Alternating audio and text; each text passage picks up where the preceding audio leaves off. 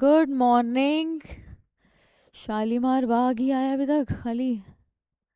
Good morning. बाकी schools कहाँ गए?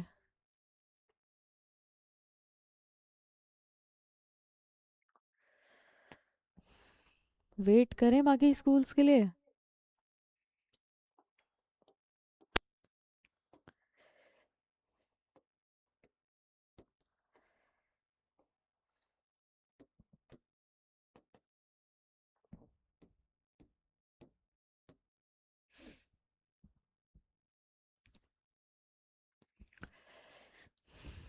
कौन कौन आ चुका है? सिविल लाइंस और शालीमार बाग। चलो स्टार्ट करते हैं। ऑलरेडी 6 मिनट्स लेट हैं हम लोग।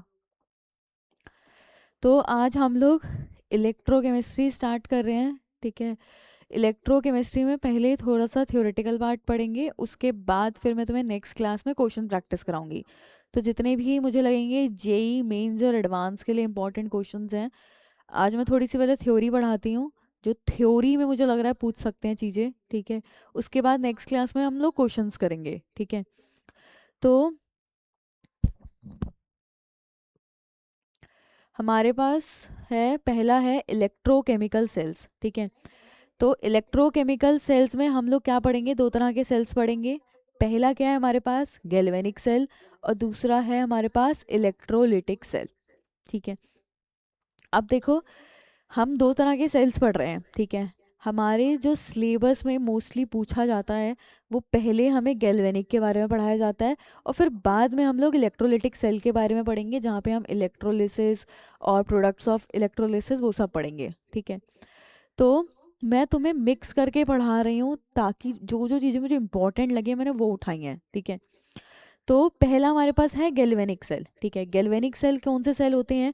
जो केमिकल एनर्जी को कन्वर्ट करते हैं इलेक्ट्रिकल एनर्जी में। ठीक है। और दूसरे हैं हमारे पास इलेक्ट्रोलिटिक सेल्स। इलेक्ट्रोलिटिक सेल्स का क्या काम होता है? इलेक्ट्रिकल एनर्जी को केमिकल एनर्जी में कन्वर्ट करना। ठीक है। अब देखो, जैसे हम बात करते हैं कुछ सबसे पहले टर्मिनोलॉजीज़ की। ठीक है। जो हम इलेक्ट्रोकेमिस्ट्री में यूज़ करते हैं। तो अभी रिसेंटली एक क्वेश्चन आया था, नीट में क्वेश्चन पूछा गया था कंडक्टर से रिलेटेड। ठीक है। तो इलेक्ट्रिकल कंडक्टर्स क्या होते हैं? वो मटेरियल्स जो कि अलाउ करते हैं flow of electrons are known as conductors. तो वो मटेरियल्स जो अपने थ्रू इलेक्ट्रॉन्स को फ्लो करा पाए। ठीक है। जैसे अगर मैं बोलूँ, ग्रेफाइट की बात करूं, ठीक है, तो ग्रेफाइट एक एलोट्रॉप है कार्बन का। ठीक है। तो ग्रेफाइट में क्या होता है? डीलोकलाइजेशन होता है इलेक्ट्रॉन्स का। जो उसका फोर्थ इलेक्ट्रॉन होता है उसका डीलोकलाइजेशन होता है। अभी रिसेंटली जेई एडवांस में क्वेश्चन पूछा था, जहां उन्होंने ग्रेफाइट के बारे में पूछ रखा था। तो ग्रेफाइट की हाइब्रिडाइजेशन sp2 होती है, जिसमें जो फोर्थ इलेक्ट्रॉन होता है वो क्या करता है? डीलोकलाइज्ड होता है पूरे स्ट्रक्चर में। ठीक है। अब वहाँ पे क्योंकि जो इलेक्ट्रॉन्स होते हैं वो मोबाइल होते हैं, जिस वजह से ग्रेफाइट जो होता है वो इलेक्ट्रिकली मतलब इलेक्ट्रिसिटी को कंडक्ट कर पाता है। ठीक है। तो कंडक्टर्स वो हैं जो क्या करें? मटेरियल्स जो अलाउ करें फ्लो ऑफ इलेक्ट्रॉन्स को। फिर है हमारे पास electrolytes, the substance that in water और in the molten state conducts electric current is called an electrolyte. तो इलेक्ट्रोलाइट वो सॉल्यूशंस हैं जो कि मोल्टन स्टेट में या फिर एक्वस सॉल्यूशन के अंदर वो क्या करें? इलेक्ट्रिसिटी को कंडक्ट करते हैं, उनको बोलते हैं हम इलेक्ट्रोलाइट्स। ठीक है। द एक्सटेंट और degree of dissociation of different electrolytes in solution is different. तो वो बोल रहे हैं हर एक इलेक्ट्रोलाइट का जो डिसोसिएशन होता है सॉल्यूशन के अंदर वो डिफरेंट होता है। ठीक है। नेक्स्ट हमारे पास है इलेक्ट्रोलाइट्स, दो तरह के हैं, स्ट्रॉन्ग इलेक्ट्रोलाइट और वीक इलेक्ट्रोलाइट। तो अभी रिसेंटली जेई मेंस में क्वेश्चन आया था, जहाँ पे उन्होंने हमें सॉल्युबिलिटी का क्वेश्चन दे रखा था वीक और स्ट्रॉन्ग इलेक्ट्रोलाइट्स के लिए। ठीक है। तो वो बहुत इंपॉर्टेंट है 11th क्लास का स्पेयरिंगली सॉल्युबिलिटी वाला कंसेप्ट। उससे हर साल एक क्वेश्चन आता ही आता है। ठीक है। जहाँ पे तुम्हें कॉमन आयन इफेक्ट से रिलेटेड क्वेश्चंस पूछे जाते हैं। तो कॉमन आयन इफेक्ट बहुत इंपॉर्टेंट है, जहाँ पे हम स्ट्रॉन्ग और वीक इलेक्ट्रोलाइट को लेके कंसीडर करके क्वेश्चन को सॉल्व करते हैं। ठीक है। तो स्ट्रॉन्ग और वीक इलेक्ट्रोलाइट क्या होते हैं? स्ट्रॉन्ग वो हैं जो 100% डिसोशिएट कर जाएं। वीक वो हैं जो 100% डिसोशिएट नहीं करते हैं। ठीक है। तो वीक इलेक्ट्रोलाइट्स जो होते हैं वो एक पॉइंट पे आने के बाद उनकी एक स्टेबल स्टेट होती है, जिसको हम क्या बोलते हैं, इक्विलिब्रियम की स्टेट बोलते हैं। तो वीक इलेक्ट्रोलाइट्स 100% डिसोशिएट नहीं करेंगे, उनके लिए एक ऐसी सिचुएशन आती है, एक ऐसी स्टेट आती है जो उनकी स्टेट क्या होती है, स्टेबल स्टेट होती है, जिसको हम बोलते हैं इक्विलिब्रियम स्टेट। ठीक है, जैसे एक एग्जांपल देती हूँ, स्ट्रॉन्ग का है NaCl, तो NaCl 100% डिसोशिएट कर जाता है, या HCl स्ट्रॉन्ग इलेक्ट्रोलाइट है, स्ट्रॉन्ग एसिड है, 100% डिसोशिएट करेगा। वीक इलेक्ट्रोलाइट जैसे हमारा हो गया NH4OH, जैसे हो गया एसिटिक एसिड, तो ये क्या है, वीक इलेक्ट्रोलाइट हैं जो 100% डिसोशिएट नहीं करते हैं। एसिटिक एसिड हो गया हमारा NH4OH हो गया, अमोनियम हाइड्रोक्साइड। स्ट्रॉन्ग इलेक्ट्रोलाइट जैसे HCl हो गया, NaCl हो गया। तो जो 100% डिसोशिएट करेंगे वो हमारे कहलाते हैं स्ट्रॉन्ग इलेक्ट्रोलाइट। ठीक है, अगले हमारे हैं इलेक्ट्रोड्स क्या होते हैं। तो देखो ये इलेक्ट्रोड्स तुम लोगों ने अगर अपनी केमिस्ट्री लैब में एक्सपेरिमेंट करा हो तो हमें क्या दिए जाते हैं, हमें बोले जाता है एक बीकर दिए जाते हैं, उसके अंदर सॉल्यूशन डाल के दिया जाता है।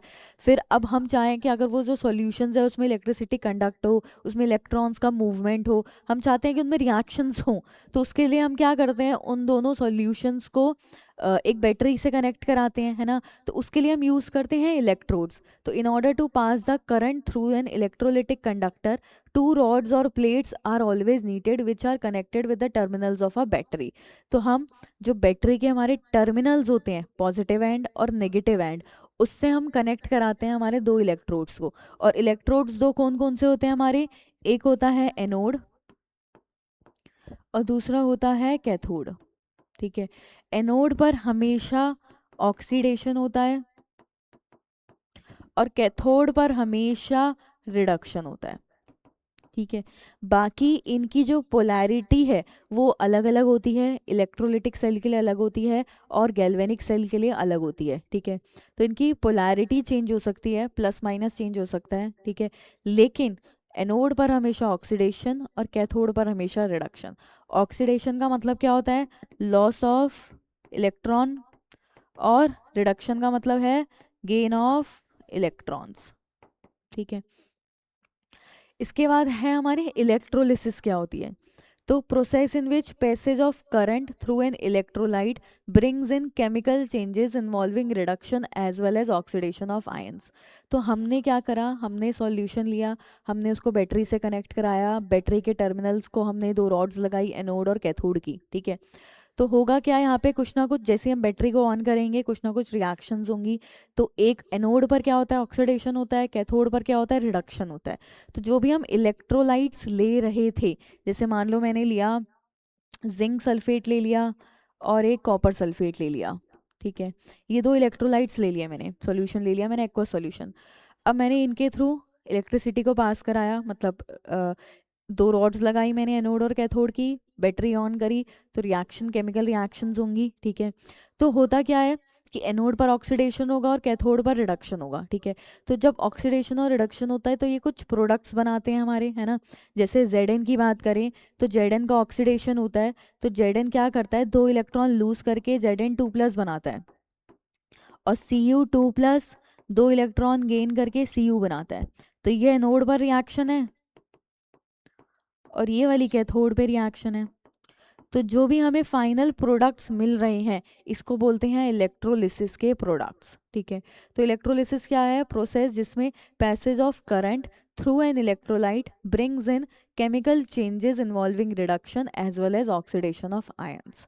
ठीक है, अच्छा ये देखो जैसे ये डायग्राम बना हुआ है हमारे पास, इन्होंने इलेक्ट्रोलिटिक सेल का बता रखा है कि इलेक्ट्रोलिसिस इन इलेक्ट्रोलिटिक सेल कैसे होगी। ठीक है, तो देखो इलेक्ट्रोलिटिक सेल के अंदर एनोड की पोलैरिटी पॉजिटिव है और कैथोड की पोलैरिटी नेगेटिव है। ठीक है, ये याद रखना है, इलेक्ट्रोलिटिक सेल के अंदर एनोड हमारा पॉजिटिव है पोलैरिटी का और कैथोड हमारा नेगेटिव पोलैरिटी का होता है। ठीक है, जैसे देखो इन्होंने क्या करा है, कॉपर की रॉड ले रखी है, कॉपर इलेक्ट्रोड ले रखा है। ठीक है, और इसी के अंदर इन्होंने कॉपर सल्फेट का सॉल्यूशन डाला है और साथ में एक इन्होंने की डाल रखी है। ठीक है, तो ये यहाँ पे दिखा रहे हैं कि होगा क्या, हमारे दो रिएक्शंस होंगी, एनोड की होगी और कैथोड की रिएक्शन होगी। तो एनोड पर क्या होगा, कॉपर जो है वो कन्वर्ट हो जाएगा Cu2+ और 2 इलेक्ट्रॉन लूज कर देगा, तो ये हो गया हमारा ऑक्सीडेशन, ये होगा एनोड पर। दूसरी तरफ रिएक्शन होगी हमारी कैथोड पर, कैसे रिएक्शन होगी, Cu2+ यही 2 इलेक्ट्रॉन्स को गेन करेगा और कन्वर्ट हो जाएगा कॉपर में, ठीक है। तो ये 2 रिएक्शंस हैं हमारी। मेन इसमें याद रखना है कि एनोड पॉजिटिव है, कैथोड नेगेटिव है, एनोड पर ऑक्सीडेशन है, कैथोड पर रिडक्शन है, ठीक है। अच्छा, अब ये हमारे फराडेज लॉ हैं जो बहुत ही ज़्यादा इंपॉर्टेंट हैं, ठीक है। इससे रिलेटेड हम क्वेश्चंस भी करेंगे आज। तो फराडे के हमारे 2 लॉज हैं, फराडेज लॉ फर्स्ट और फराडेज लॉ सेकेंड, ठीक है। पहला क्या है, Faraday's first law of electrolysis, ठीक है। तो इन्होंने क्या बोला, when an electric current is pass through an electrolyte, amount of substance deposited is proportional to the quantity of electric charge pass through the electrolyte. तो जैसे ही तुमने कोई एक सॉल्यूशन लिया, जैसे तुमने यहाँ पे एक सॉल्यूशन लिया था, ठीक है, तुमने इसके थ्रू करंट पास कराया, तो होगा क्या, वो बोल रहे हैं कि जब तुम करंट को पास कराओगे इलेक्ट्रोलाइट से, तुमने कॉपर सल्फेट का इलेक्ट्रोलाइट लिया था, अमाउंट ऑफ सब्सटेंस डिपॉजिटेड, जो यहाँ पे कॉपर का सब्सटेंस डिपॉजिट होगा उसका वो क्या है, प्रोपोर्शनल है कितनी अमाउंट ऑफ इलेक्ट्रिसिटी तुमने पास करी थी उस सॉल्यूशन से। मतलब जो Q है, Q को क्या बोलते हैं, इलेक्ट्रिक चार्ज बोलते हैं। तो वो बोल रहे हैं W is directly proportional to Q, मतलब जो भी अमाउंट कॉपर का डिपॉजिट हुआ होगा वो डायरेक्टली प्रोपोर्शनल होगा कि कितना अमाउंट ऑफ इलेक्ट्रिक चार्ज तुमने उस इलेक्ट्रोलाइट से पास करा था। तो W is directly proportional to Q, ठीक है। अब Q इलेक्ट्रिक चार्ज जो होता है वो इक्वल होता है I इंटू टी के, ठीक है। I क्या है हमारा करंट, T क्या है हमारा टाइम। तो इलेक्ट्रिक चार्ज का मतलब क्या है, तुमने कितना करंट पास करा, कितने टाइम में पास करा, वो हमारा डिनोट करेगा इलेक्ट्रिक चार्ज को, ठीक है। अच्छा, आई करंट की यूनिट एम्पेयर है हमारी, आई की यूनिट होती है एम्पेयर और टी को लेना होता है सेकंड में, ठीक है। तो ये हो गया हमारा W is the mass of the substance, W हमारा ग्राम्स में रहेगा, Q हमारा इलेक्ट्रिक चार्ज है, उसकी यूनिट होती है कूलम्ब, तो ये लिखा है हमारा Q कूलम्ब ऑफ चार्ज, ठीक है। तो according to the relation W is directly proportional to Q, Q equal होता है I इंटू टी के, तो W किसके इक्वल हो जाएगा यहाँ से, W is directly proportional to I into T, ठीक है। अब जब भी प्रोपोर्शनलिटी का साइन हटाते हैं तो एक कांस्टेंट आता है, ठीक है। तो यहाँ पे जो हम कांस्टेंट यूज़ करते हैं दैट इज़ Z, तो हमने यूज़ करा ZIT, Z is a constant जिसको हम क्या बोलते हैं, इलेक्ट्रोकेमिकल इक्विवेलेंट बोलते हैं, ठीक है। जैसे हम हर एक चैप्टर में, जैसे हम केमिकल काइनेटिक्स में पढ़ते हैं, केमिकल इक्विलिब्रियम में पढ़ते हैं, तो वहाँ हम क्या पढ़ते हैं, इक्विलिब्रियम कांस्टेंट के बारे में पढ़ते हैं, K के बारे में पढ़ते हैं, है ना। तो यहाँ पे हम पढ़ते हैं इलेक्ट्रोकेमिकल इक्विवेलेंट के बारे में जो कि कांस्टेंट है हमारा, ठीक है। अच्छा, अभी हम देखेंगे जेड को कैसे लिख सकते हैं। तो known as electrochemical equivalent and is characteristic of the substance deposited. तो जेड जो है वो एक करेक्टरिस्टिक है हमारी जो भी सब्सटेंस डिपॉजिट हुआ है उसकी। जैसे अगर कॉपर डिपॉजिट हुआ है तो उसके लिए जेड अलग होगा, अगर तुमने आयरन डिपॉजिट कराया है तो उसकी जेड की वैल्यू अलग होगी, ठीक है। तो जेड एक करेक्टरिस्टिक है किसका, जो भी सब्सटेंस डिपॉजिट हुआ है। नेक्स्ट है when a current of 1 ampere is pass for 1 second, तो यानी कि Q हमारा 1 हो जाएगा, क्योंकि I भी 1 है, T भी 1 है, तो Q की वैल्यू 1 आ गई, यानी कि उसके इसमें W क्या हो जाएगा, इक्वल टू Z हो जाएगा, ठीक है। नेक्स्ट है इलेक्ट्रोकेमिकल इक्विवेलेंट होता क्या है, mass of the substance deposited at an electrode by 1 coulomb of charge और 1 एम्पेयर करंट फॉर 1 सेकेंड। तो इन्होंने नॉर्मल जेड की डेफिनेशन W की टर्म्स में दी है कि अगर तुम किसी भी इलेक्ट्रोलाइट से 1 एम्पेयर का करंट पास करोगे 1 सेकेंड के लिए, तो उस टाइम पे जो वेट डिपॉजिट होगा इलेक्ट्रोड पे वो क्या कहलाएगा, हमारा इलेक्ट्रोकेमिकल इक्विवेलेंट कहलाएगा। मतलब W को जेड की टर्म्स में हमने रिलेट करा है जब I और T 1 है, ठीक है। अच्छा, सेकेंड लॉ हमारा क्या है, तो पहला लॉ हो गया कि weight of a substance deposited directly proportional to the electric charge. दूसरा हमारा है कि अगर मान लो हमारे पास 2 अलग अलग तरह के इलेक्ट्रोलाइट्स थे, हमने एक इलेक्ट्रोलाइट लिया, एक दूसरा इलेक्ट्रोलाइट लिया, ठीक है। इन दोनों डिफरेंट इलेक्ट्रोलाइट से हमने क्या करा, same quantity of charges pass, दोनों से मैंने क्या करा, Q amount of charge pass कराया। Then the masses of different substances deposited at the respective electrodes, मान लो यहाँ पे मेरा एक इलेक्ट्रोड है और यहाँ पे एक इलेक्ट्रोड है, ठीक है। दोनों से मैंने same amount of charge pass कराया, तो दोनों इलेक्ट्रोड्स पे जो इनका मास डिपॉजिट होगा, सपोज इसका कुछ मास डिपॉजिट हुआ m1, इसका इस पे कुछ मास डिपॉजिट हुआ m2, ठीक है। तो वो बोल रहे हैं कि डिफरेंट सब्सटेंसेस का masses of different substances deposited at the respective electrodes will be in the ratio of their equivalent masses. तो m1 अपॉन m2 किसके इक्वल होगा? इक्वलेंट मास इस इलेक्ट्रोड के लिए और इक्वलेंट मास सेकंड इलेक्ट्रोड के लिए, ठीक है। इक्वलेंट मास क्या होता है?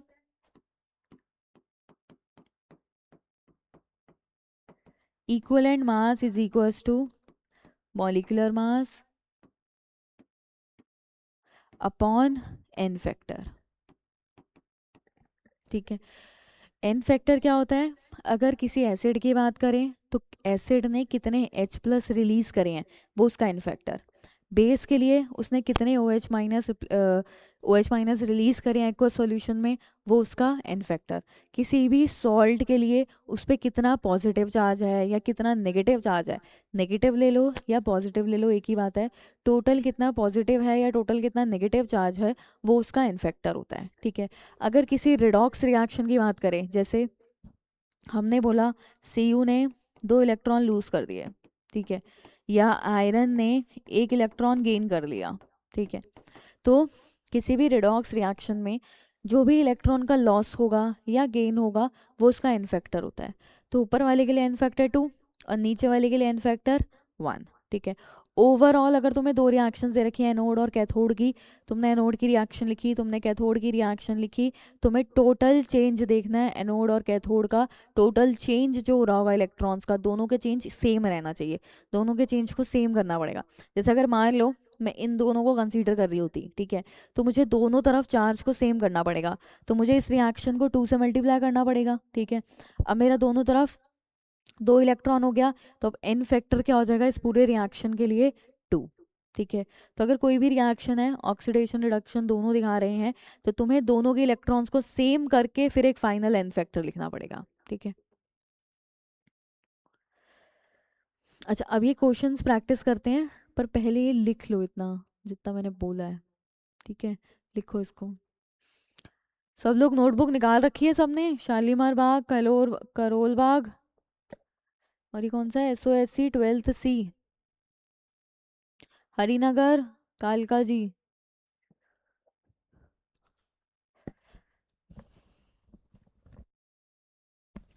जल्दी जल्दी इसको लिखते जाओ।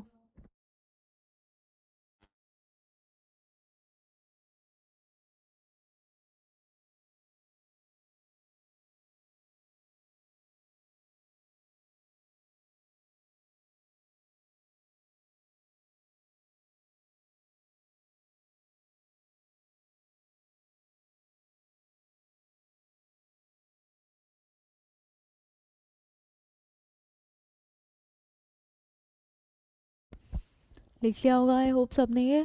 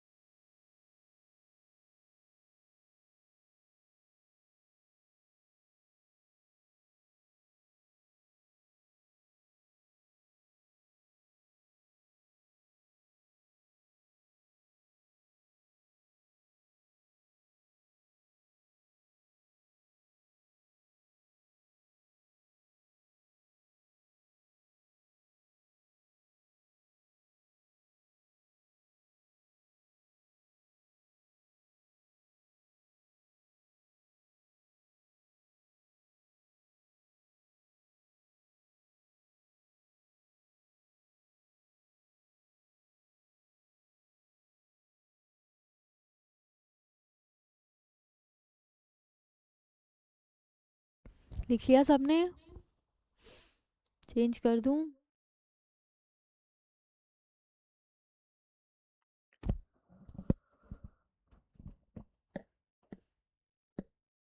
अब ये है types of electrolytes, strong, week.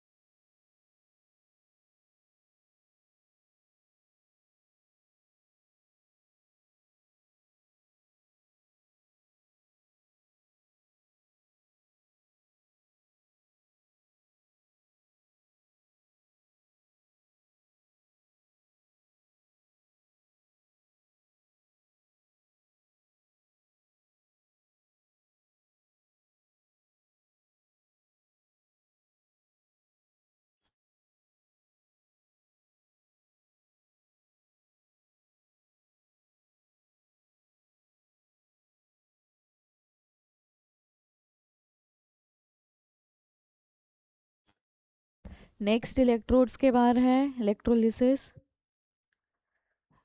लिख रहे हैं ना सब लोग?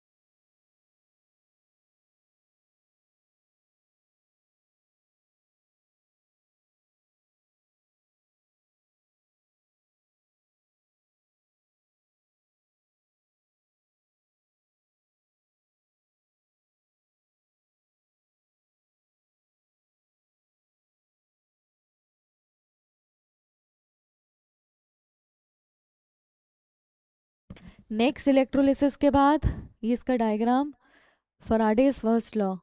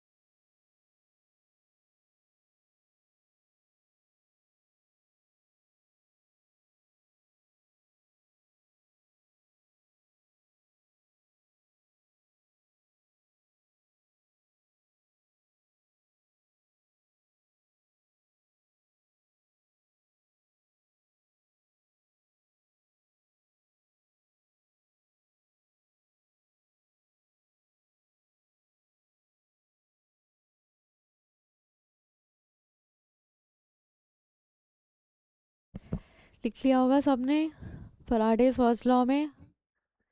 करें आगे, चेंज कर दूं?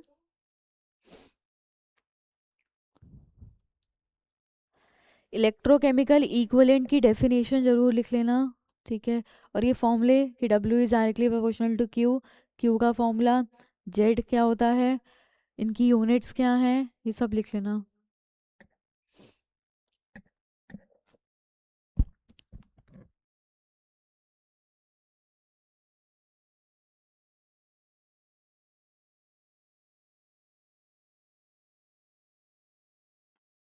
Next, Faraday second law.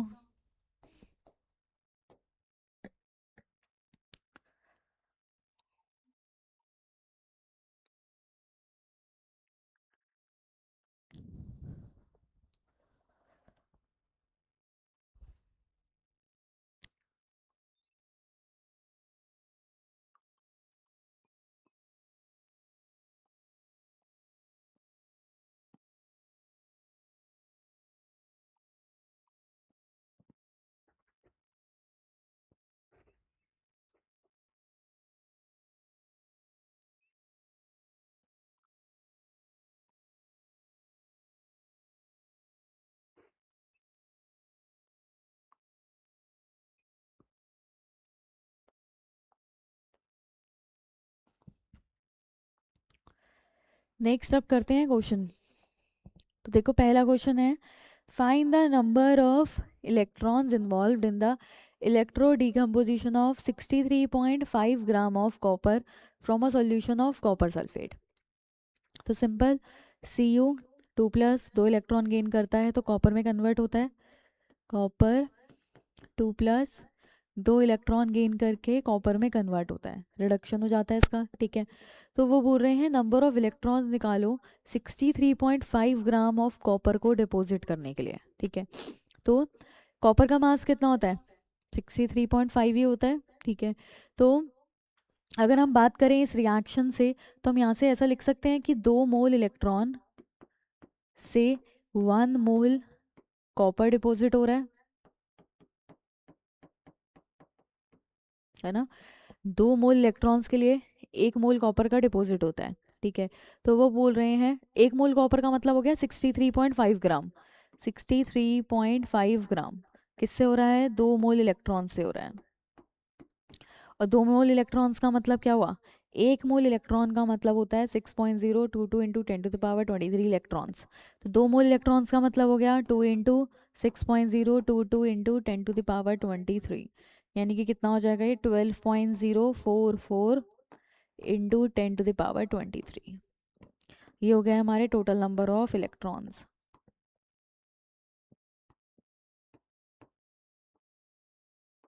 ठीक है, लिख लो इस क्वेश्चन को।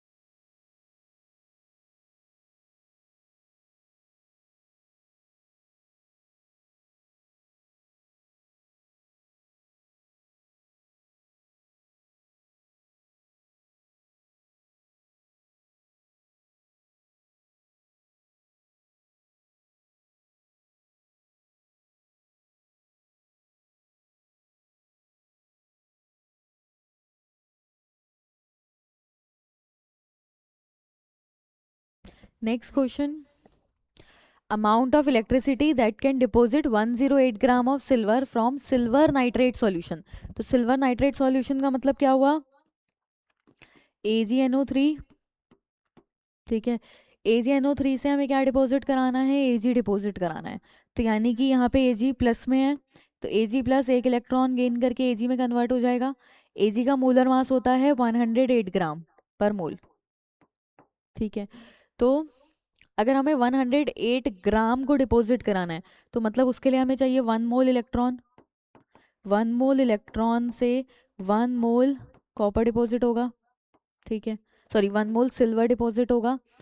तो 108 को डिपॉजिट करने के लिए 1 मोल इलेक्ट्रॉन चाहिए, यानी कि 1 मोल इलेक्ट्रॉन को हम लिख सकते हैं 1 फराडे, जिसकी वैल्यू होती है 96500 कूलम, ठीक है। एक इलेक्ट्रॉन पे चार्ज होता है 1.6 इंटू 10⁻⁻19 कूलम। और अगर बात करें एक मोल इलेक्ट्रॉन्स पे, तो वो चार्ज होता है हमारा 96500 कूलम, जिसको हम शॉर्ट में लिखते हैं 1 फराडे। ठीक है, तो इसका आंसर हो गया 1 फराडे। अगला क्वेश्चन,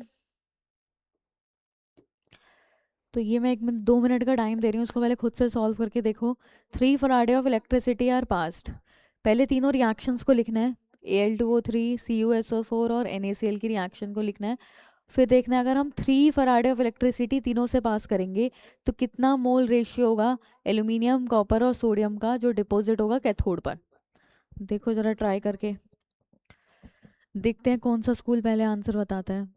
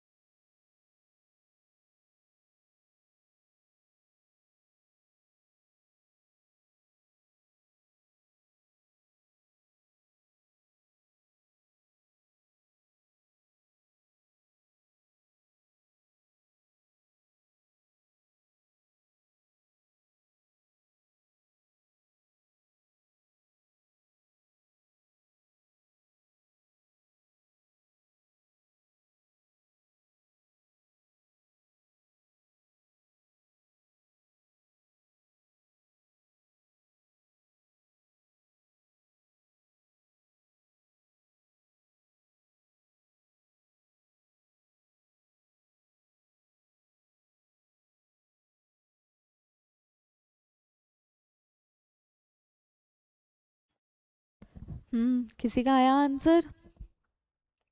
कोई भी स्कूल बता दो, हरिनगर, गौतमपुरी, शालीमार बाग, सिविल लाइंस। किसी का भी आंसर नहीं आया, मैं ये मान लूं?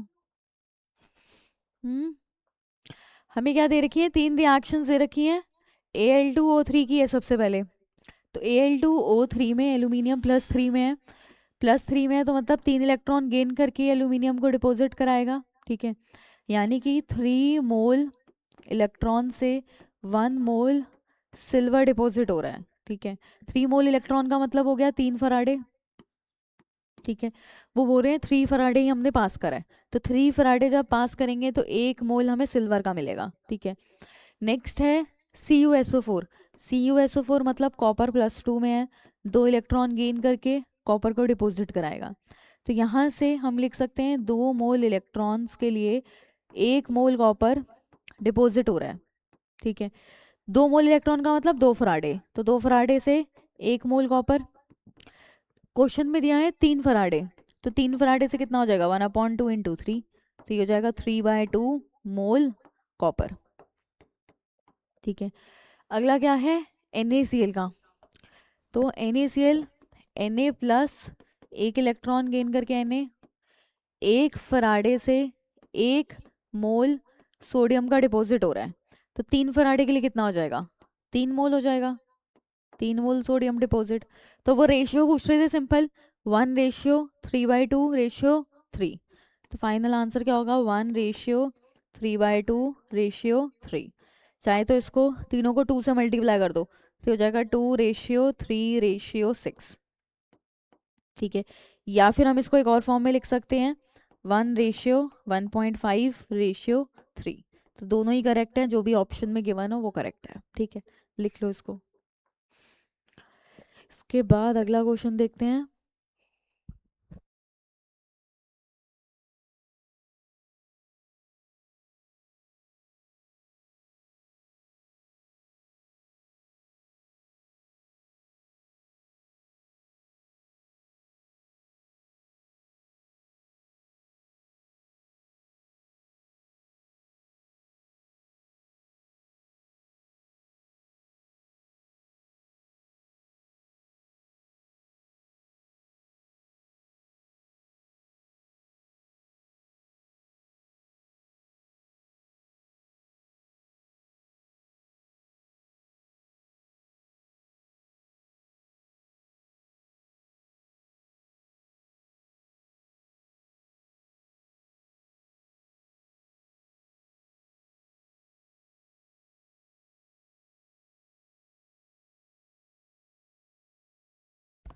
करें नेक्स्ट क्वेश्चन।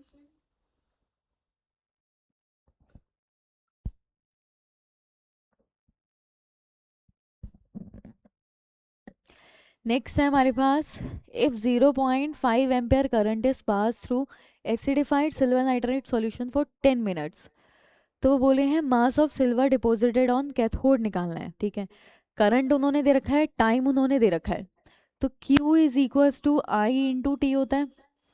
आई कितना है 0.5 इंटू टाइम कितना गिवन है 10 मिनट। तो 10 को चेंज कर लेंगे सेकेंड्स में, ठीक है। ये कितना हो जाएगा 300 कूलम्ब, ठीक है। ये आ गया हमारा चार्ज। अब वो बोल रहे हैं सिल्वर डिपॉजिट हो रहा है कैथोड में सिल्वर नाइट्रेट सॉल्यूशन से। तो AgNO3 हमारे पास था, यानी कि ये दे रहा है हमें Ag प्लस, ये एक इलेक्ट्रॉन गेन करके क्या कन्वर्ट हो जाएगा सिल्वर में डिपॉजिट हो जाएगा। तो यानी कि 1 मोल इलेक्ट्रॉन से हमें 1 मोल Ag का डिपॉजिट हो रहा है, ठीक है। 1 मोल इलेक्ट्रॉन मतलब 1 Faraday,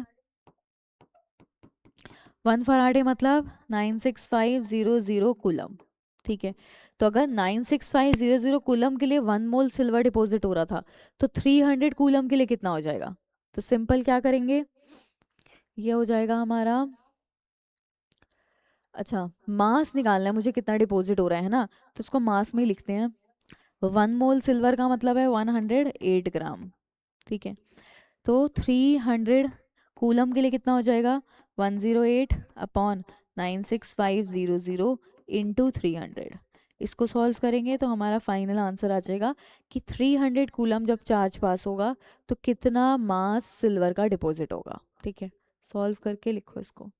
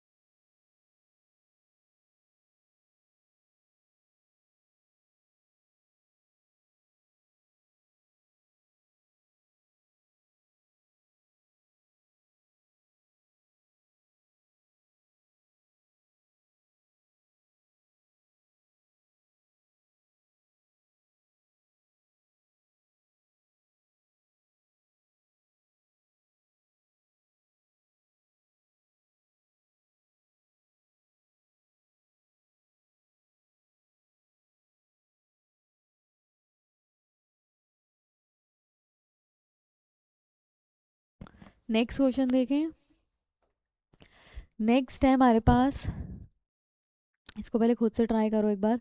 same amount of electricity pass हो रही है through two cells containing molten Al2O3 and molten NaCl। If 1.8 gram of aluminium were liberated in one cell, तो amount of sodium liberated in other cell. तो amount of electricity दोनों से same पास हो रही है, मतलब फराडे का सेकंड लॉ लगाना है, ठीक है। इसको ट्राई करो।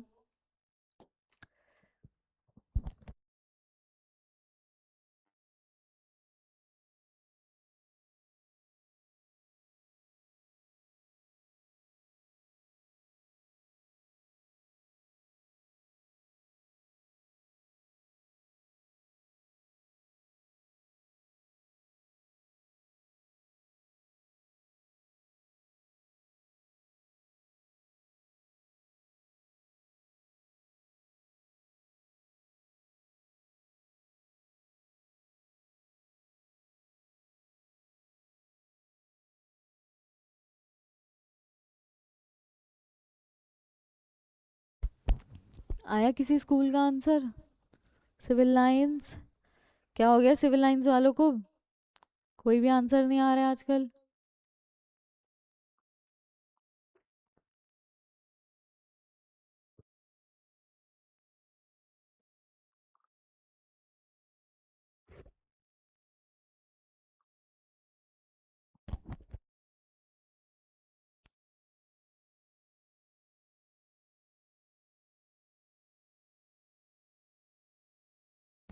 कैसे करेंगे? सिंपल, फराडे का सेकेंड लॉ क्या था?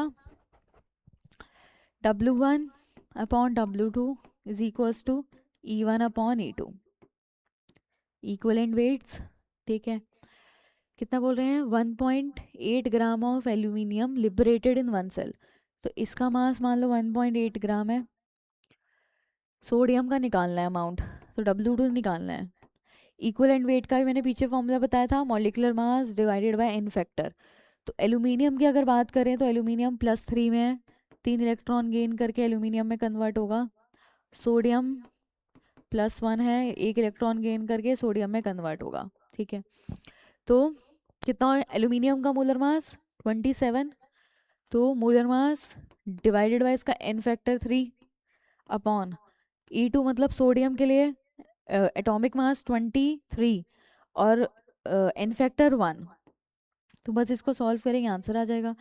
W2 is equals to 27 upon 3 into 23, इसको ऐसे लिखते हैं 1.8 अपॉन W2। ठीक है, अब सिंपल W2 निकालेंगे तो क्या हो जाएगा? W2 is equals to 1.8 into 3 into 23 upon 27। ठीक है, तो ये हो जाएगा 3 9 ये हो जाएगा 0.2, इसको सॉल्व मल्टीप्लाई कर लो, W2 आ जाएगा। ठीक है, लिखो।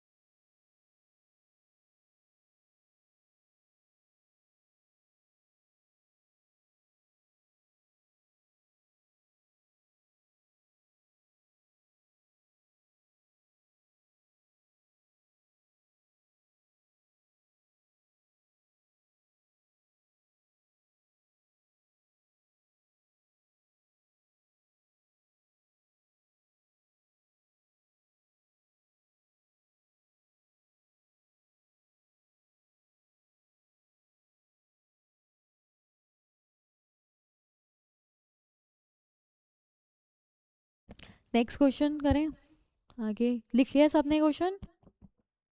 सिविल लाइंस और कौन कौन से? हरिनगर। आगे देखें अब। नेक्स्ट देखो हमारे हैं गैल्वेनिक सेल्स के बारे में।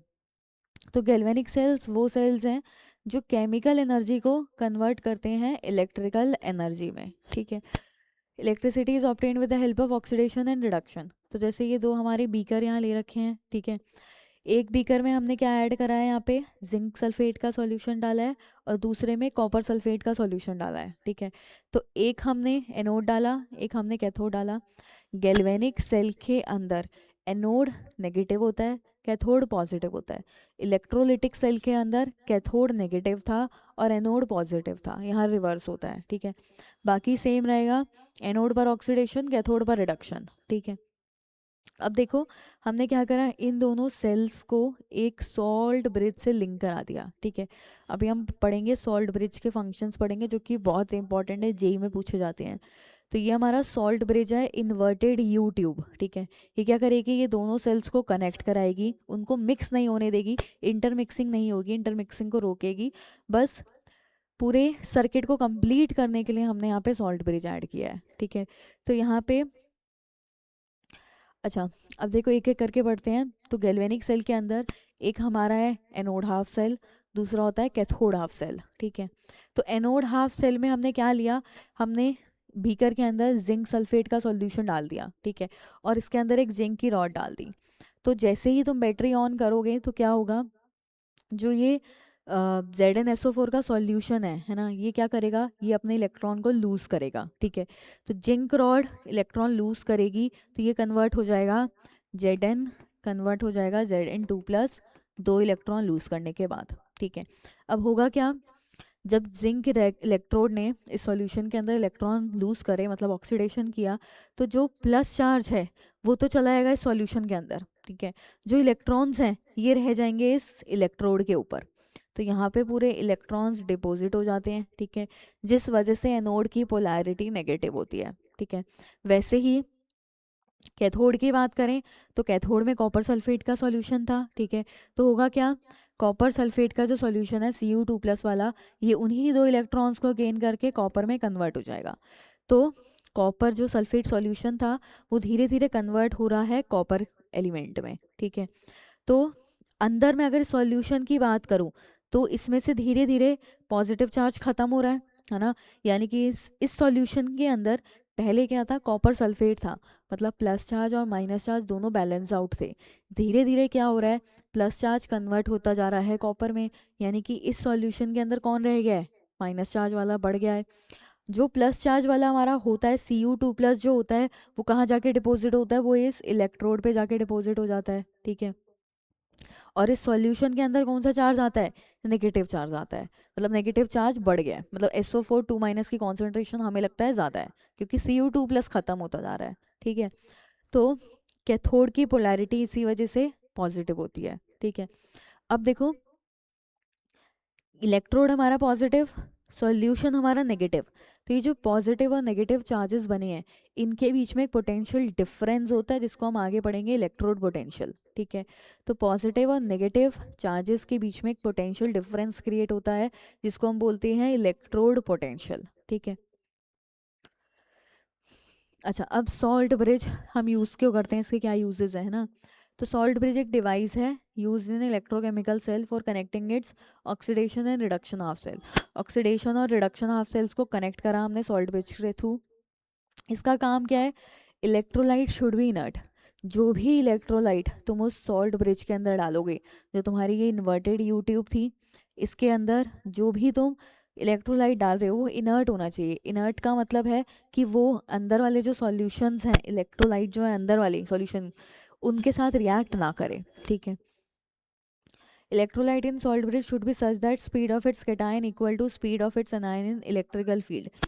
अब मान लो इसमें तुमने KCl लिया, ठीक है, तो KCl क्या होगा, K+ और Cl- की फॉर्म में होगा, ठीक है। अब K+ एक इलेक्ट्रोड की तरफ जाएगा, Cl- दूसरे इलेक्ट्रोड की तरफ जाएगा, ठीक है। तो K+ और Cl- की जो स्पीड है ना वो सेम होनी चाहिए, मतलब जिस स्पीड से K+ एक इलेक्ट्रोड में जा रहा है वैसे Cl- दूसरे इलेक्ट्रोड में जाना चाहिए उसी स्पीड से। अगर स्पीड थोड़ी सी भी चेंज हुई तो क्या होगा, फिर से दोनों के सॉल्यूशंस के बीच में एक पोटेंशियल क्रिएट हो जाएगा। तो इन दोनों की जो स्पीड होती है सॉल्यूशन में जाने की, मतलब इलेक्ट्रिकल न्यूट्रलिटी को मेंटेन करने की, जैसे मैंने अभी तुम्हें बोला था ये सॉल्यूशन में क्या रह गया था, नेगेटिव चार्ज बढ़ गया था, तो हम इस सॉल्यूशन अंदर भेजेंगे प्लस चार्ज ताकि वापस से ये सॉल्यूशन क्या हो जाए, न्यूट्रल बन जाए, ठीक है। ऐसे ही एनोड वाले के केस में क्या था कि इलेक्ट्रॉन्स यहाँ डिपॉजिट हो गए थे तो यहाँ पे सॉल्यूशन जो था वो पॉजिटिव बन गया था, तो पॉजिटिव बन गया था तो हम यहाँ पे नेगेटिव आयन को भेजेंगे ताकि इलेक्ट्रिकल न्यूट्रलिटी मेंटेन हो जाए।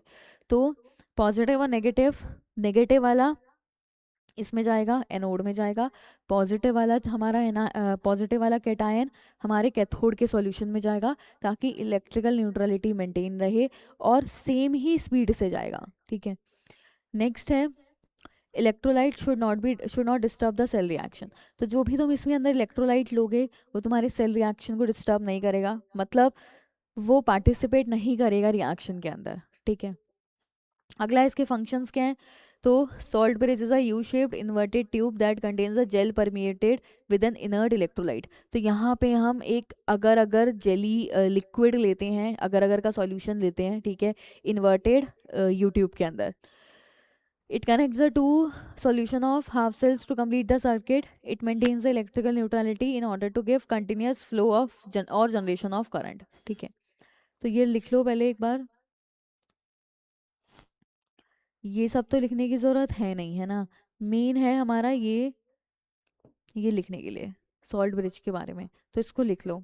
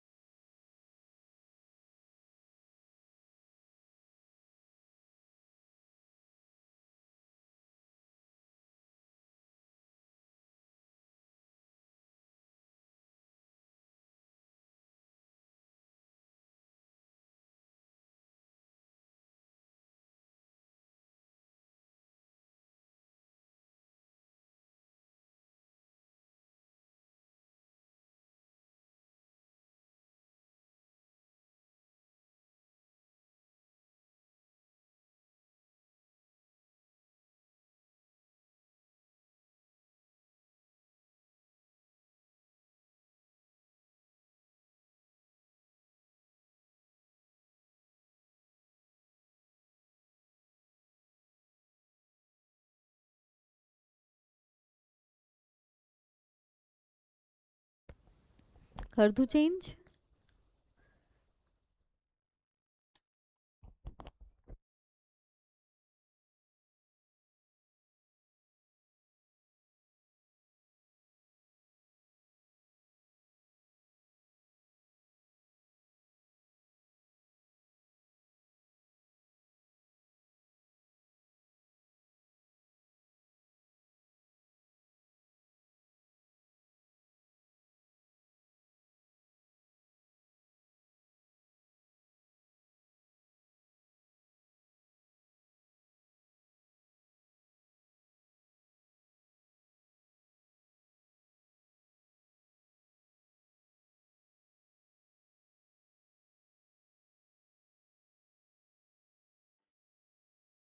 नेक्स्ट,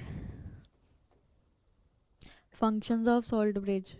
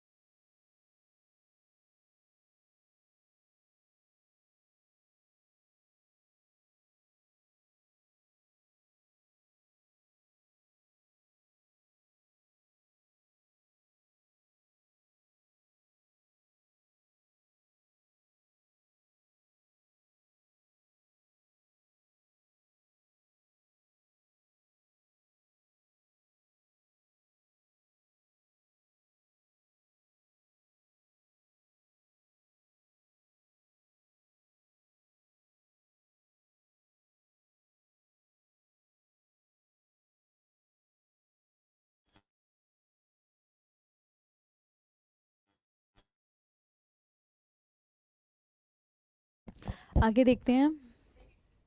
नेक्स्ट है हमारा नोटेशंस फॉर गैल्वेनिक सेल। ठीक है, तो इसको देखो एक ट्रिक से याद रखना है, LOAN, लोन। ठीक है, लोन का मतलब क्या है?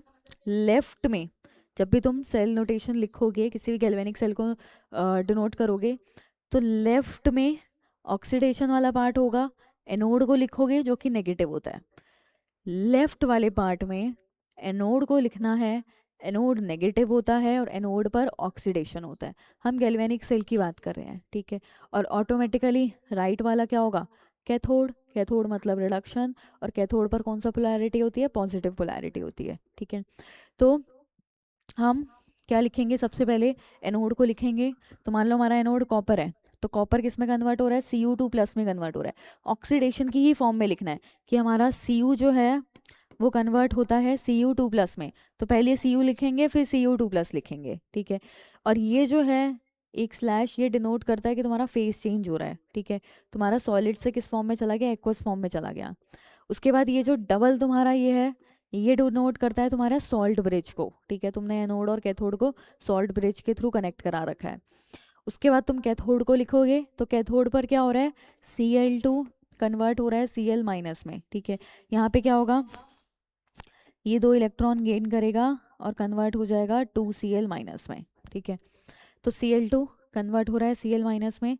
ये डिनोट करेगा हमारा फेस चेंज को, गैस से किस में जा रहा है? एक्वस फेज में जा रहा है। ठीक है, तो ये हो गई हमारी फेस बाउंड्री, ये हमारा सॉल्ट ब्रिज, और ये फिर से हमने कैथोड लिख लिया। तो पहले एनोड लिखना है, फिर हमें कैथोड लिखना है। ठीक है, अच्छा पहले ये लिख लो नोटेशन।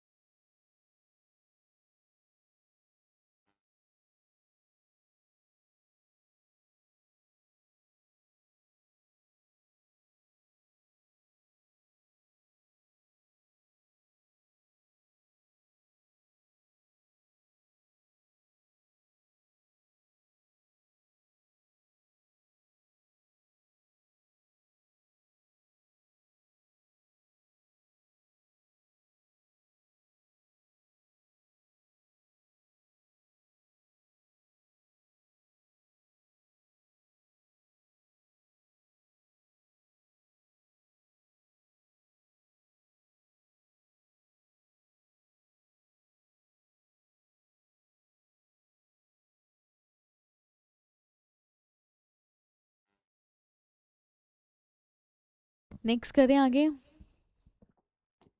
नेक्स्ट है इलेक्ट्रोड पोटेंशियल क्या होता है। तो अभी मैंने पीछे पढ़ाया था कि मेटल इलेक्ट्रोड और उसके आयंस के बीच में पॉजिटिव और नेगेटिव चार्ज जब क्रिएट होगा तो उनके बीच में एक पोटेंशियल डिफरेंस क्रिएट होता है जिसको हम बोलते हैं इलेक्ट्रोड पोटेंशियल। ठीक है, इलेक्ट्रोड पोटेंशियल डिपेंड किस पे करता है? कॉन्सेंट्रेशन ऑफ द सॉल्यूशन पे, नेचर ऑफ द मेटल पे, नेचर ऑफ द इलेक्ट्रोलाइट पे, प्रेशर, टेम्परेचर, कंडीशंस पे। इन सब कंडीशंस पे इलेक्ट्रोड पोटेंशियल हमारा डिपेंड करता है। ठीक है, इलेक्ट्रोड पोटेंशियल दो तरह से है, ऑक्सीडेशन पोटेंशियल और रिडक्शन पोटेंशियल। ठीक है, अच्छा ये तो ईएमएफ है, पहले इसको लिख लो, पहले ये पॉइंट्स लिख लो।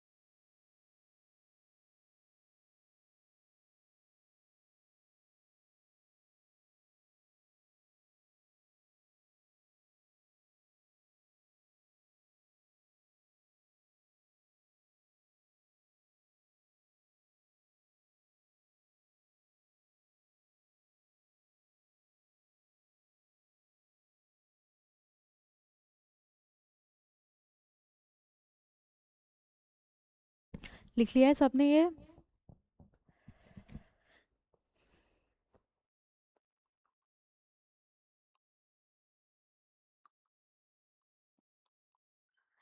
नेक्स्ट था oxidation potential, reduction potential.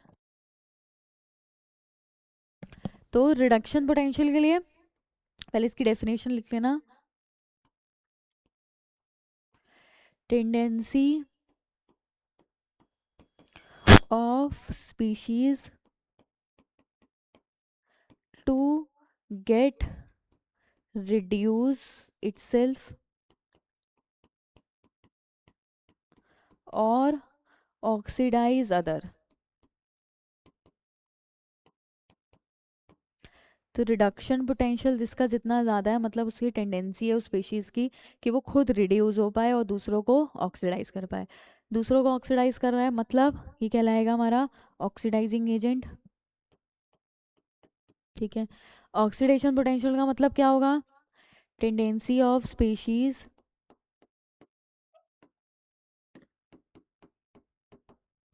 To get oxidise itself and reduce others. ठीक है, दूसरों को रिड्यूस कर रहा है मतलब रिड्यूसिंग एजेंट। तो इसको भी लिख लो।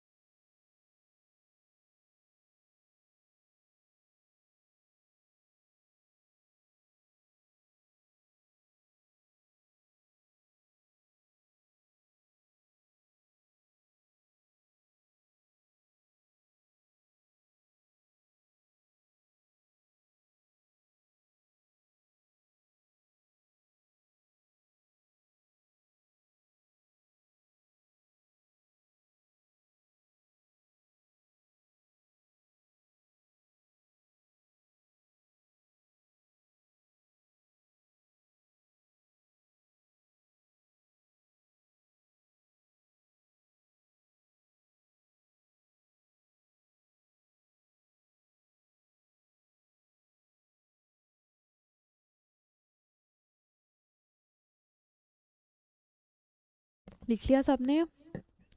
आगे देखें अब। अच्छा, नेक्स्ट है इलेक्ट्रोमोटिव फोर्स। तो इसको हम डिटेल में नेक्स्ट क्लास में पढ़ेंगे। इससे पहले तुम एक क्वेश्चन लिखो होमवर्क का।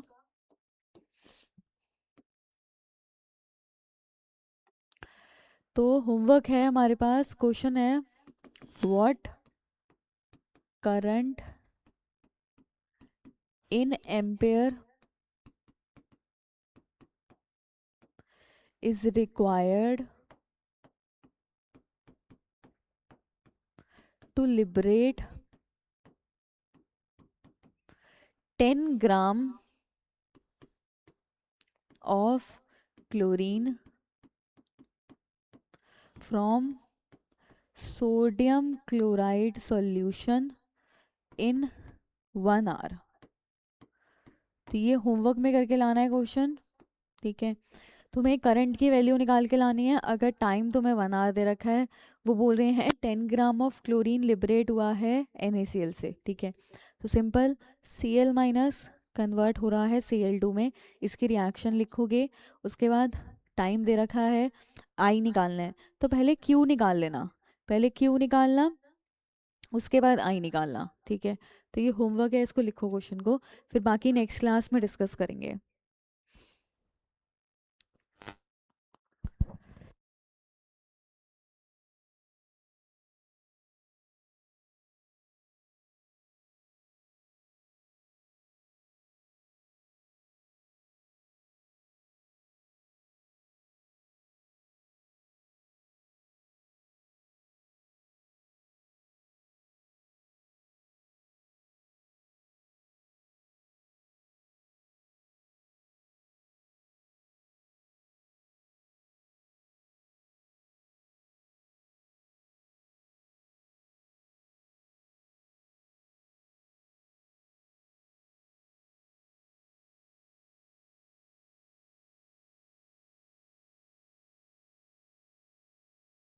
लिख लिया सबने क्वेश्चन?